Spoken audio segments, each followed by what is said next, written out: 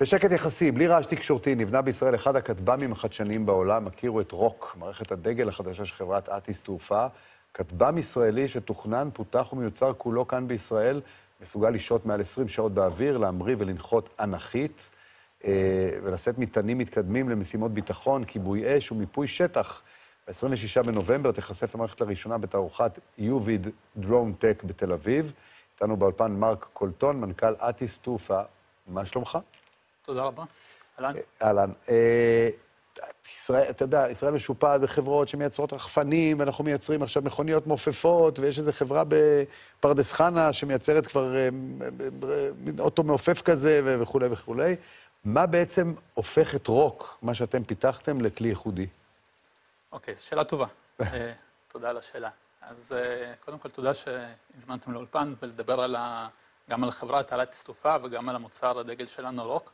אז רוק, מערכת רוק, בעצם מערכת כטב"ם רב-משימתית, מסוג ויטול, ממריאה ונוחתת אנכית, כשבעצם את החדשנות אפשר לחלק לשלושה חלקים, חדשנות פונקציונלית, חדשנות טכנולוגית וחדשנות תפעולית.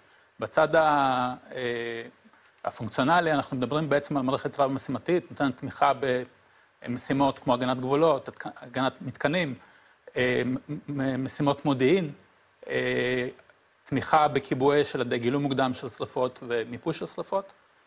בצד של הרב-סנסורית, היא בעצם מאפשרת לקחת מתדים, סנסורים ויכולות אחרות בארבע נקודות כליאה שונות, מתד באף ושתי נקודות בכנפיים, וגם תא מטען גדול שבו אפשר לקחת כל מיני דברים, סנסורים, מטען לוגיסטי, ורב תכליתית, בעצם אפשר לעשות גם משימות סנסורים וגם משימות לוגיסטיות. אז איפה הנקודה שבה אתה אומר, זה כטב"ם חדשני?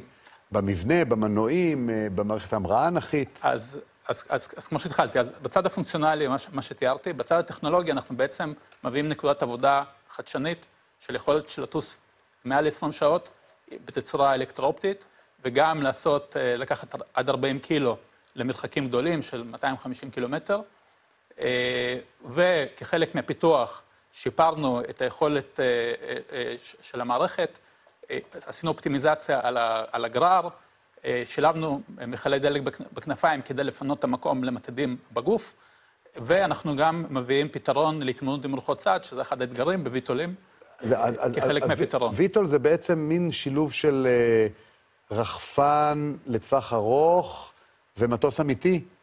איזשהו משהו ביניהם? אז ויטול הוא בעצם מטוס רגיל שממריא כמו רחפן, אנכית. בעצם היתרון שלו שהוא לא תלוי במסלול כמו המטוסים הקלאסיים, גם להמראה וגם לנחיתה, אבל ברגע שעולה לאוויר הוא עובר למצב של טיסה על כנף קבועה, מנצל בעצם את כוח העילוי, את האנרגיה של העילוי, וטס למרחקים ארוכים, זמני שהייה ארוכים. הוא גם מסוגל לשאת 40 קילו וגם להיות המון זמן באוויר, 20 שעות באוויר. נכון, נכון. זה בעצם כחלק מהפיתוח, זה היה הדרישה שלנו מהמהנדסים, וזה מה שהולך להיות. באיזה תחומים זה משנה את כללי המשחק?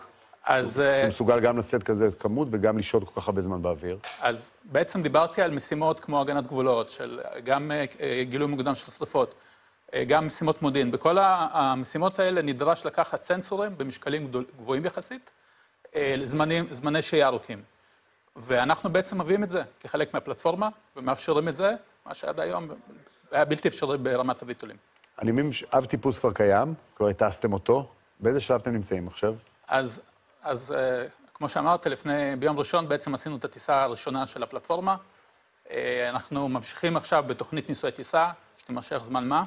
יש מספר לקוחות שמחכים כבר להדגמות מיד אחרי הניסוי טיסה.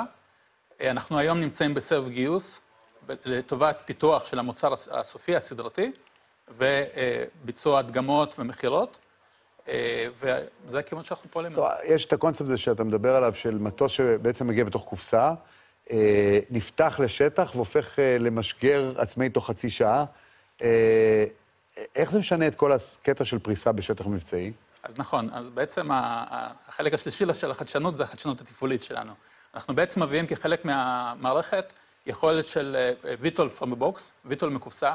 בטח הצופים מכירים רחפנים קטנים שיוצאים מקופסה, ונוחתים בקופסה, אנחנו מדברים על כלי של 150 קילו, שבעצם ממריא מתוך משטח המראה שנפתח מתוך הארגז שלו, וגם נוחת אליו נחיתה מדויקת, וזה בעצם מאפשר פריסה מהירה, תפעול מהיר בשטח, המראה בפחות מחצי שעה מרגע העצירה, עד למטוס באוויר, וגם תפעול על ידי מספר אנשים מצומצם של 2 אנשים, וזה בעצם משפר פלאים את היכולות בשטח של המפעילים. למי זה מיועד? זה מיועד בישראל לאיזושהי תעשייה, או זה מיועד למכירות בחו"ל?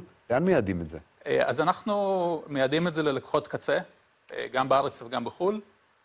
אם זה בצד הצבאי, אז אנחנו מדברים על הגנת גבולות, כמו שאמרתי, כוחות שמפעילים מטוסי מודיעין למיניהם, ובצד הביטחון פנים, כבאות כשלב ראשון, גילוי מוקדם של שריפות, שזה אחת הבעיות, העולם נשרף ויש יותר ויותר שריפות בעולם, וגם כשיש כבר שריפה, אז למפות השריפות ולהעביר תמונה אווירית בזמן אמת לכוחות הכיבוי.